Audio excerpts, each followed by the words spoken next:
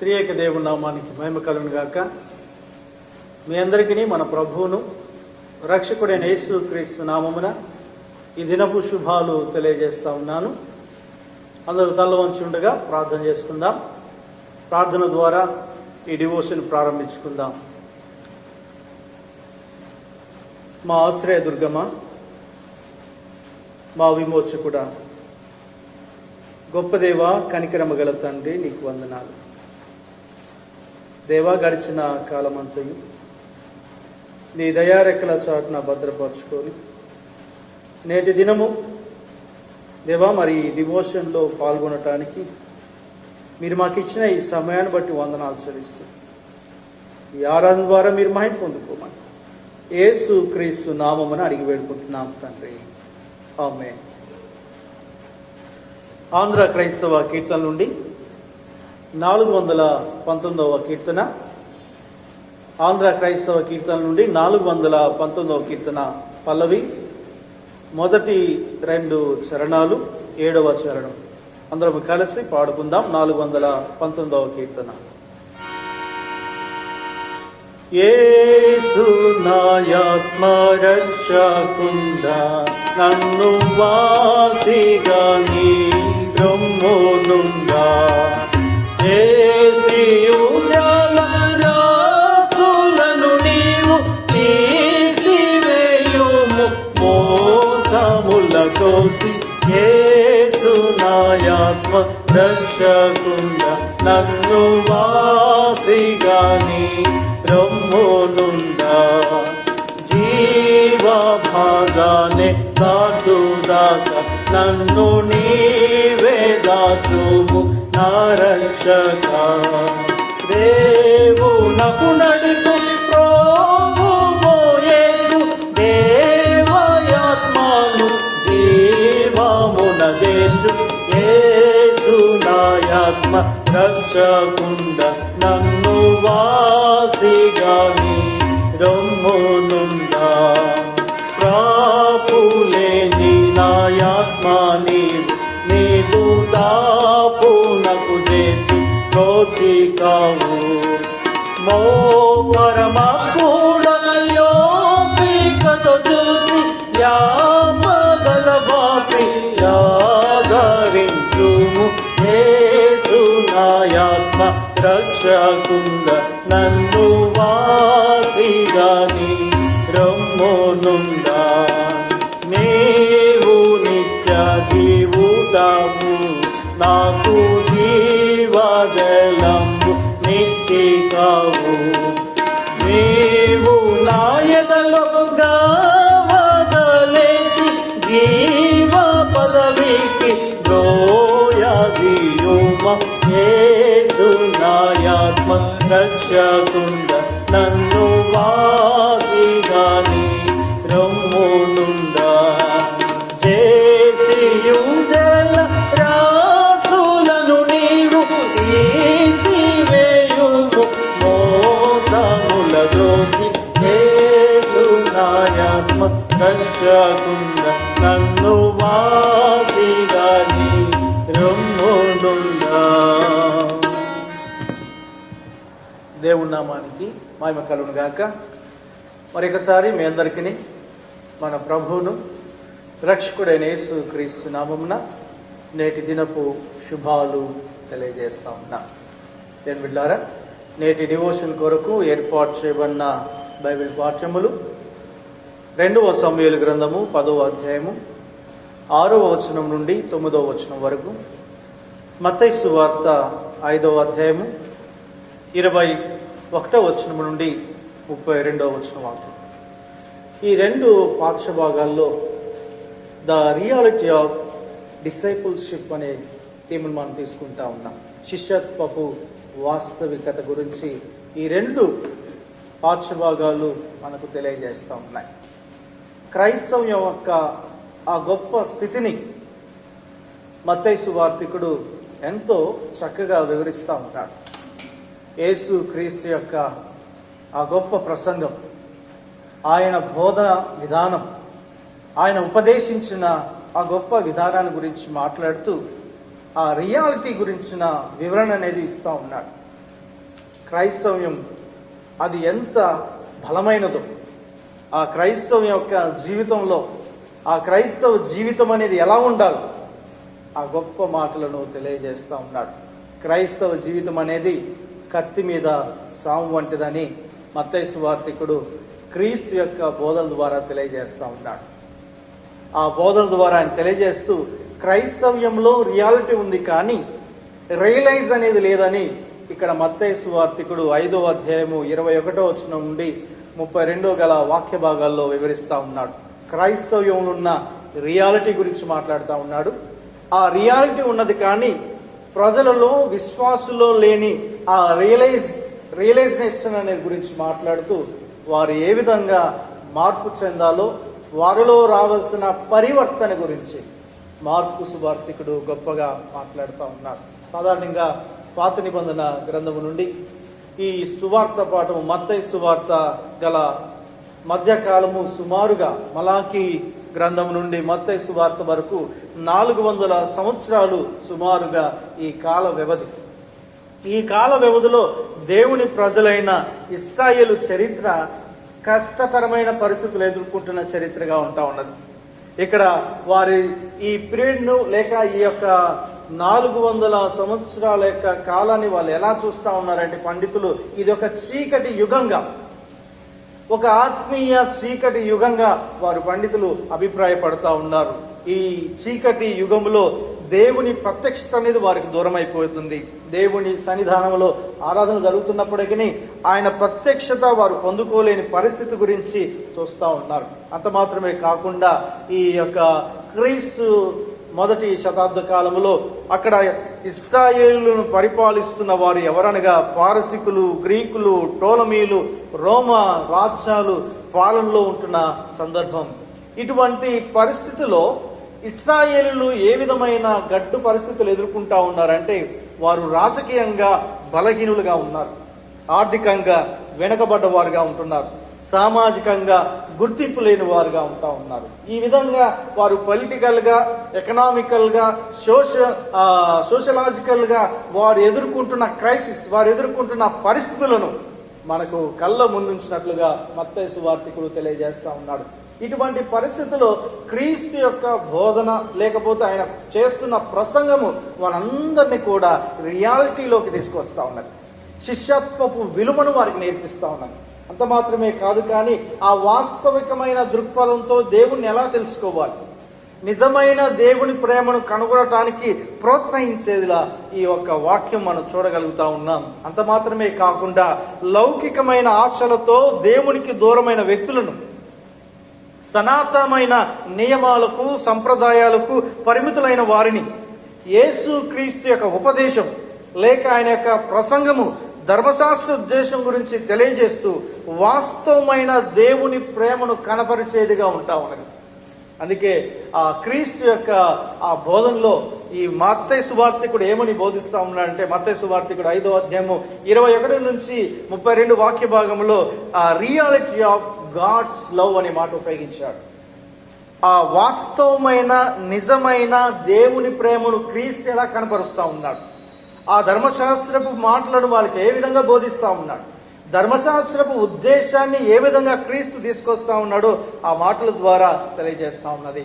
సాధారణంగా యేసు క్రీస్తు యొక్క ప్రసంగము మత్తయి సువార్త 5వ అధ్యాయం నుండి 7వ అధ్యాయము 28వ వచనం వరకు కొనసాగించినట్లుగా ఒక సుదీర్ఘమైన ప్రసంగాన్ని యేసు క్రీస్తు ప్రభువారు జనసమూహము, ఆ శిష్య బృందము చూస్తుండగా ఆ గొప్ప ప్రసంగాన్ని వారికి అందిస్తూ ఉంటున్నాడు. ఈ సుదీర్ఘమైన ప్రసంగములో ధర్మశాస్త్రపరమైనవి, ఆధ్యాత్మిక పరమైనవి వారికి తెలియజేస్తూ వారు రియలైజ్ అవ్వటానికి, వారు మార్పు చెందటానికి క్రీస్తు ఎంతగానో కృషి చేస్తున్నట్లుగా, వారి ఆత్మీయ జీవితాన్ని మేల్కొల్పటానికి క్రీస్తు చెప్తున్న బోధ, ఆయన చెప్తున్న వాక్యము, ఆయన ప్రబోధకుడుగా బోధిస్తున్నప్పుడు వారందరూ కూడా నివ్వెరపోయి క్రీస్తు మాటలను చాలా జాగ్రత్తగా వారు వింటూ వారి జీవితాలను మార్చుకుంటూ మార్పు చెంది పశ్చాత్తాపముతో నిజ విశ్వాసముతో క్రీస్తు మాటల యందు విశ్వాసముంచి దైవ రాజ్యము కొరకు వారు వేగరపడుతున్నట్లుగా మనం చూడగలుగుతా ఉన్నాం. అందుకనే ఆ మత్తయి సువార్తలోనే 21వ అధ్యాయంలో మాట్లాడుతూ ధర్మశాస్త్రపు పండితుల యొక్క ఆలోచనలను క్రీస్తు తెలియజేస్తా ఉన్నాడు. ధర్మశాస్త్రంలో ఉన్న సంగతులన్నీ, ఆ ధర్మశాస్త్రంలో ఉన్న ఆజ్ఞలను వారికి వివరిస్తూ ఆజ్ఞల్లో ఏ విధంగా రియాలిటీలోకి రావాలో, వాస్తవిక దృక్పథంతో చూడాలో, వాస్తవికమైన ఆలోచనతో చూడాలో క్రీస్తు వారికి బోధిస్తా ఉన్నాడు.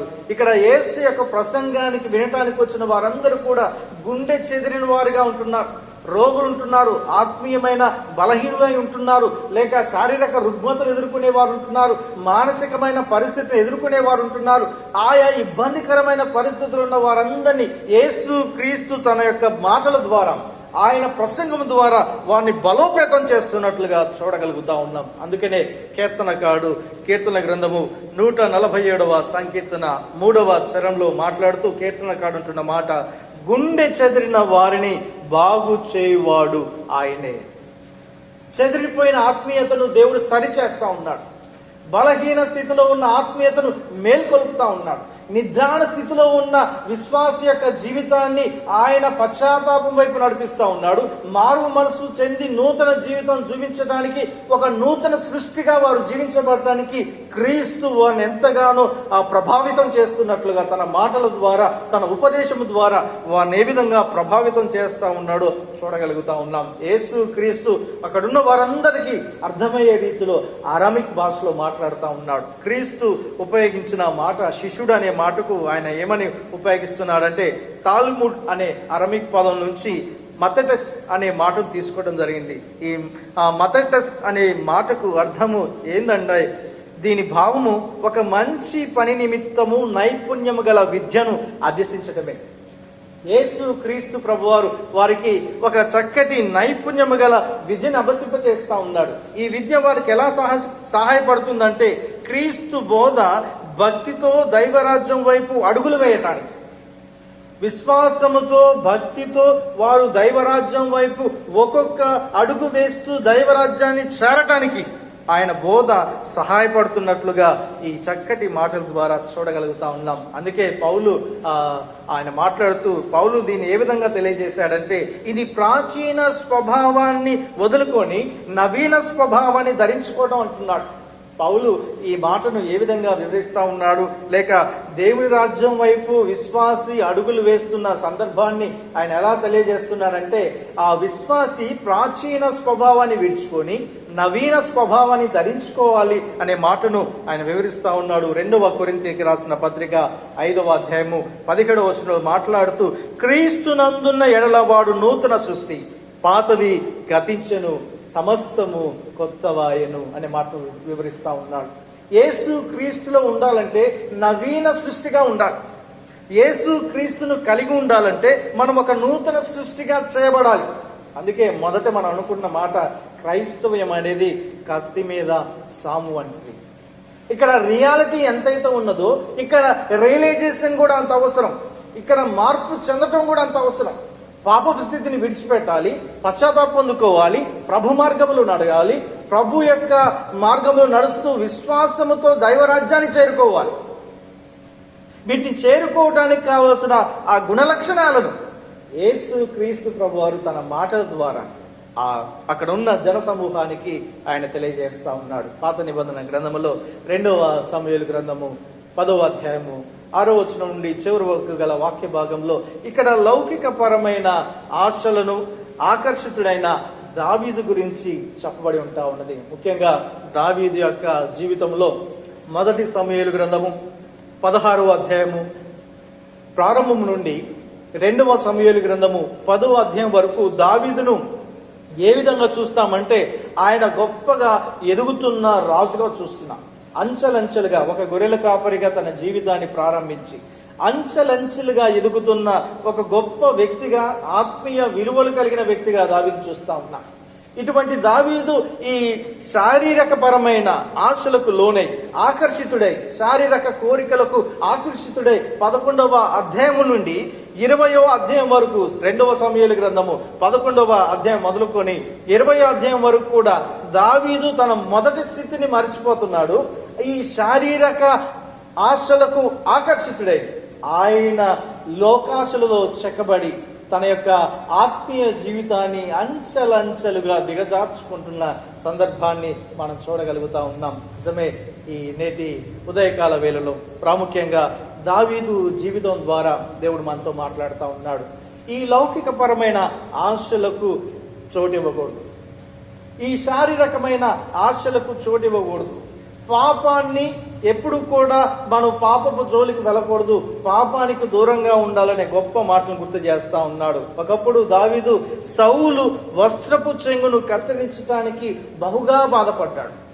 అటువంటి దావీదు ఈ 11వ అధ్యాయములో ఆయన ఊరియాను చంపటానికి ఏమాత్రం సందేహింపబడట్లేదు, ఏమాత్రం బాధపడట్లేదు. ఒక వ్యక్తి ప్రాణాన్ని తీయటానికి ఆయన ఏమాత్రం ఇది అన్యాయంగా చేస్తున్నానని అనుకోవట్లేదు. కారణం ఏంటంటే ఆయన శరీరాశలకు లోనవుతా ఉన్నాడు. ఈ శరీరాశలను జయించలేని వ్యక్తిగా ఉంటా ఉన్నాడు. ఆ శరీర ఆశలకు లోనవ్వకుండా, ఈ లౌకికపరమైన ఆశలకు ఆకర్షింపబడకుండా విశ్వాసి దేవుడి బిడ్డలు ఎప్పుడు కూడా పాపపు జోలికి వెళ్లకుండా పాపానికి దూరంగా ఉండాలి. ఈ పాపపు మార్గంలో ఎప్పుడైతే వెళ్తామో మన జీవితాలు దేవుడికి దూరం అయిపోతూ ఉంటాయి. మన జీవితాలు దీవెనకరంగా ఉండవు. మన జీవితాలు అవి అంచెలంచెలుగా ఆత్మీయ జీవితానికి దూరం అవుతున్నట్లుగా ఉంటున్నాయని వాక్యం గుర్తు చేస్తా ఉన్నది. ఆత్మీయంగా బలపడాలంటే, ఆధ్యాత్మికమైన స్థితిలో మనం ముందుకు వెళ్ళాలంటే, మన జీవితంలో క్రైస్తవునిగా ఎంత రియాలిటీ మనలో ఉంటుందో ఆ రియలైజేషన్ అనేది కూడా అవసరమని వాక్యం గుర్తు చేస్తా ఉన్నది. క్రీస్తు యొక్క బోధ ద్వారా ఆయన ధర్మశాస్త్రాన్ని వివరిస్తూ ఏ విధంగా రియలైజ్ అవ్వాలి, ఏ విధంగా తమ మార్గాన్ని సరిచేసుకోవాలి, మార్పు చెంది నవీన సృష్టిగా జీవించాలో క్రీస్తు బోధల ద్వారా మనకు తెలియజేయబడతా ఉన్నది. నేటి దినము మన పరిస్థితి ఎలా ఉంటున్నది? దావీదు వలె ఆకర్షించబడుతున్నామా? లోకాశ చేతి చెక్కబడుతున్నామా? శారీరక ఆశలతో చెక్కబడి ఉంటున్నామా? లేదా మనల్ని ఏది అట్రాక్ట్ చేస్తా ఉన్నది? ఏ విధమైన అట్రాక్ట్ చేస్తున్నప్పటికీ వాటిని అవాయిడ్ చేసే వాళ్ళంగా ఉండాలి. పౌలు తిమోతికి రాసిన పత్రికలో మాట్లాడుతూ దేమాను గురించి వివరించాడు. దేమ ఈ లోకాన్ని స్నేహించాడు. మొదట క్రీస్తు యేసును ప్రకటించడానికి, క్రీస్తు యేసు వలె జీవించడానికి నిర్ణయించుకున్న వ్యక్తి దేమ. అటువంటి దేమ మరలా ఏం చేస్తున్నాడంటే తన యవన కాలములో దేవుని కాడిని విడిచిపెట్టాడు, లోకాశలకు లోనవుతా ఉన్నది. పౌలు తిమోతిని హెచ్చరిస్తా ఉన్నాడు, దేమ వలె కాకుండా క్రీస్తు కొరకు నమ్మకమైన పరిచారకుడిగా నువ్వు ఉండాలని పౌలు తిమోతిని కోరుతా ఉన్నాడు. నేటి దినము మన ఆత్మీయ స్థితి ఎలా ఉంటా ఉన్నది? ఏ విధంగా ఎటువంటి ఆశలకు మనము గురవుతా ఉన్నాం? ఎటువంటి శారీరేచ్ఛలతో మనం చెక్కబడి ఉంటా ఉన్నాం? వాటి నుండి దూరం అవ్వాలి, మన మార్గాన్ని సరి చేసుకోవాలి. ఇదే మంచి అవకాశము. క్రీస్తు తన మాటల ద్వారా గుర్తు చేస్తా ఉన్నారు, మీ మార్గాన్ని సరళం చేసుకోవాలి, మీ మార్గాన్ని ఉన్నతంగా మలుచుకోవాలని క్రీస్తు మనకు బోధిస్తా ఉన్నాడు. ఆయన బోధలేందు విశ్వాసం ఉంచాలి, ఆధ్యాత్మికమైన మేలు పొందుకునే వారుగా ఉండాలని వాక్యం గుర్తు చేస్తా ఉన్నది. క్రీస్తు మాటల్లో మరొక మాటను ఆయన తెలియజేస్తా ఉన్నాడు. కేవలము ఆధ్యాత్మికమైన విషయాలు మాత్రమే కాకుండా ఆ రియాలిటీ ఆఫ్ గాడ్స్ లో గురించి, దేవుని ప్రేమను గురించి ఆయన మాట్లాడటం మాత్రమే కాకుండా ఆ క్రీస్తు చెప్తున్న మరొక మాట ఏంటంటే ప్రొక్లెయిమ్ ద గాస్పల్, సువార్త ప్రకటన చేయటం. ఇక్కడ సువార్త అనే దానికి ఒక నూతన డెఫినేషన్ యేసుక్రీస్తు ఇస్తా ఉన్నాడు. సువార్త అనగా ఎవరైతే అవసరతలో ఉన్నారో, ఎవరైతే అక్కర్లో ఉన్నారో వారి అవసరతను అక్కర్లకు తగినట్లుగా అందించేదే సువార్త. అందుకనే యేసుక్రీస్తు ప్రభు వారి గురించి మత్తయి సువార్తికుడు మాట్లాడుతూ, మత్తయి సువార్త 4వ అధ్యాయము 16వ వచనంలో మాట్లాడుతూ ఈ గలిలయ ప్రాంతాన్ని గురించి ఆయన గొప్పగా వివరించాడు. గలిలయులు చీకటిలో కూర్చున్న ప్రజలను గొప్ప వెలుగు చూచిరి అనే మాట గుర్తు చేస్తా ఉన్నారు. వారు ఎటువంటి అవసరాలతో ఉన్నారు, ఎటువంటి అక్కరతో ఉన్నారంటే వారి జీవితాలు అంధకారంలో ఉన్నాయి. వెలుగు ఎంత మాత్రం లేని జీవితాలు గలిలయ ప్రాంతపు జీవితాలు. అటువంటి జీవితాల్లో క్రీస్తు వెలుగును ప్రసరింపజేస్తా ఉన్నాడు. ఎలా ప్రసరింపజేస్తా ఉందంటే వారి అవసరతను గుర్తించాడు. వారి అవసరతను గుర్తించి క్రీస్తు వారికి వెలుగును అందిస్తా ఉన్నాడు. వారి జీవితాల్లో, వారి కుటుంబాల్లో, వారి హృదయాంతరంగంలో అంధకారానికి చోటు ఇవ్వట్లేదు యేసుక్రీస్తు. నేటి దినము మన హృదయాంతరంగంలో క్రీస్తుకు చోటు ఇవ్వగలిగితే అంధకారాన్ని దూరపరచుకుంటాం. మనకు ఎటువంటి అవసరత ఉన్నప్పటికీ అవసరత అక్కరత అనేది తీర్చేదిగా ఉంటుందనే మాట గుర్తు చేస్తాము. అందుకనే ఈ సువార్త అనే మాటను గ్రీక్లో ఇవాంజిల్ అనే మాట ఉపయోగించారు. ఇవాంజిలో అనే మాటకు అర్థము ఏమైందనగా ఈ సువార్త అనే మాట అవసరతలో ఉన్నవారి అవసరతను బట్టి అందించేదే శుభవార్త. ఆ శుభవార్తను అందించడానికి క్రీస్తు పరిచర్య ప్రారంభించాడు. ఇక్కడున్న వారందరూ కూడా ఆ వార్తను వినగలుగుతా ఉన్నారు. వార్త అనే మాటకు అర్థము మంచి నడవడి. ఈ మంచి నడవడి యేసు క్రీస్తు వరకు బోధిస్తూ ఉన్నాడు. క్రీస్తు యొక్క బోధ ఏమైందంటే ఆయన చెప్తున్న వార్త హెచ్చరికతో కూడిన వార్త, వారి జీవితాలను ప్రభావితం చేసే వార్త. అంత మాత్రమే కాదు కానీ ఒక చక్కటి నడవడికను వారికి నేర్పిస్తూ ఉన్నాడు. ఒక నూతన జీవితంలో ఉండవలసిన లక్షణాలు, గుణ లక్షణాలు క్రీస్తు వరకు బోధిస్తూ సన్మార్గాన్ని తెలియజేస్తా ఉన్నారు.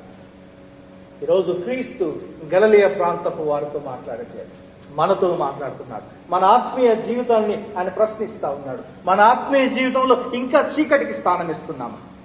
నీ అవసరత ఏదైనా, నీ అక్కరత ఏదైనా తీర్చగల దేవుడు మనకు తోడుగా ఉన్నాడు. ఆ అవసరతలు, అక్కరులు ప్రభు ద్వారా పొందుకోవాలి. మన జీవితాలు నెమ్మదిగా మార్చుకోవాలి. సన్మార్గంలో మనం నడిచే వారముగా ఉండాలి. అందుకనే ఒక భక్తుడు అంటా ఉన్నాడు, దేవుని బిడ్డల యొక్క నడవడికి ఎలా ఉండాలంటే హంస వలె టీవీగా గంభీరంగా నడవాలి. దేవుని బిడ్డలు హంస వలె టీవీగా గంభీరంగా నడుస్తూ ఉంటారు. కానీ భక్తిహీనులు, దేవునికి దూరమైన వారి జీవితం ఎలా ఉంటుందంటే వారి నడత పీత నడక వలె ఉంటుంది. వంకర టింకలుగా నెమ్మది లేని జీవితాలు, సమాధానం లేని జీవితాలు వారు ఉంటాయని వాక్యం గుర్తు చేస్తా ఉన్నది. ఆ నెమ్మదికరమైన జీవితాన్ని పొందుకోవాలి. క్రీస్తు సువార్తను వింటున్న మనం, క్రీస్తు యొక్క వార్తను వింటున్న మనం మన నడవడికను మార్చుకోవాలి. రక్షణ మార్గంలో నడవాలి.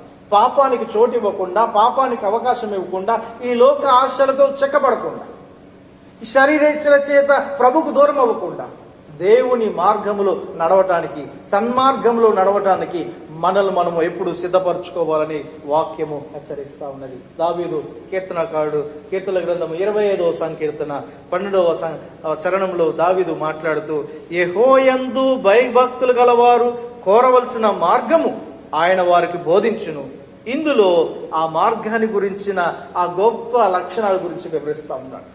యెహోవా భక్తులకు దేవుడు ఎటువంటి మార్గాన్ని బోధిస్తాడు, ఆ మార్గములో వారు ఏ విధంగా నడవాలి, వారి నడవడిక ఎలా ఉండబోతుంది, ఆ సన్మార్గంలో ఉండే ఆ గొప్ప ఆశీర్వాదాలు ఎలా ఉంటాయి, ఆ ఆశీర్వాదాల గురించి మాట్లాడుతూ దావీదు చెప్తున్న మాట, ఆ సన్మార్గంలో నడిచే వారి జీవితము నెమ్మదిగా ఉంటుంది. సన్మార్గంలో నడిచే వారి జీవితము ఫలవంతంగా ఉంటుంది.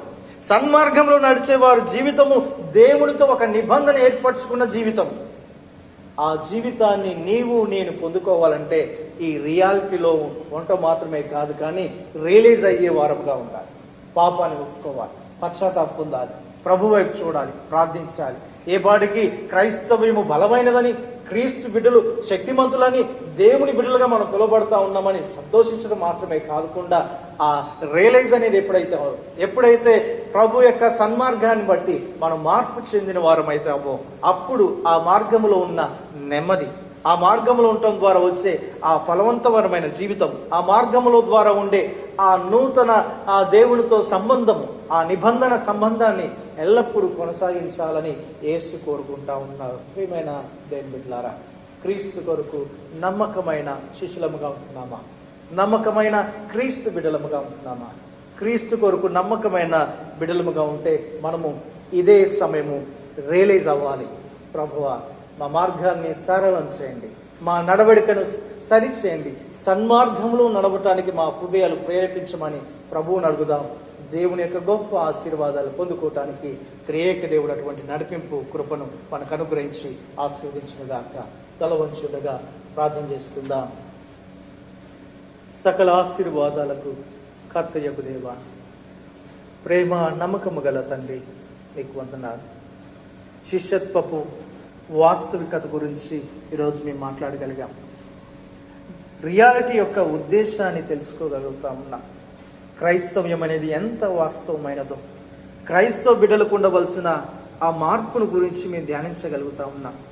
దేవా, మరి క్రైస్తవ బిడ్డలముగా మేము సంతోషించక మాలో ఉన్న లోపాలు ప్రభా, మీకు ఆయాసకరమైన మార్గాలను మేమెప్పుడు సరిచేసుకుంటూ దేవా, మార్పు చెందిన బిడ్డలముగా క్రీస్తు కొరకు దేవ నూతన సృష్టిగా గావించబడ్డ హృదయాలు కలిగిన వారముగా ఉండునట్లుగా మాకు కావలసిన నడిపింపు మీరు అనుగ్రహించమని కోరుచున్నాం. మీ సన్మార్గాన్ని గురించి ప్రభువా, మరి ఆ కొండ మీద మీరు బోధించిన ఆ బోధన బట్టి నీకు పొందున్నాను.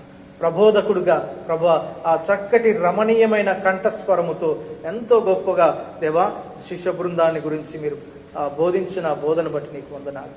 మీ ఉపదేశాన్ని దేవా, మీ ప్రసంగ ఉద్దేశాలను గ్రహించే వారముగా మనోనేత్రాలు మాకు తెరవమని కోరుచున్నాం. అజ్ఞానంలో కూరిపోకుండా, శరీరాచలతో దేవా మేము పట్టబడకుండా ఆత్మీయమైన విలువలతో ముందుకు సాగునట్లుగా మీ సహాయం నడిపించమని కోరుచున్నాం. కానీ నీకు వందనాలు దేవా. మరి నేటి దినం మా యొక్క అధ్యక్ష మండలిని మీరు జ్ఞాపకం చేసుకోండి.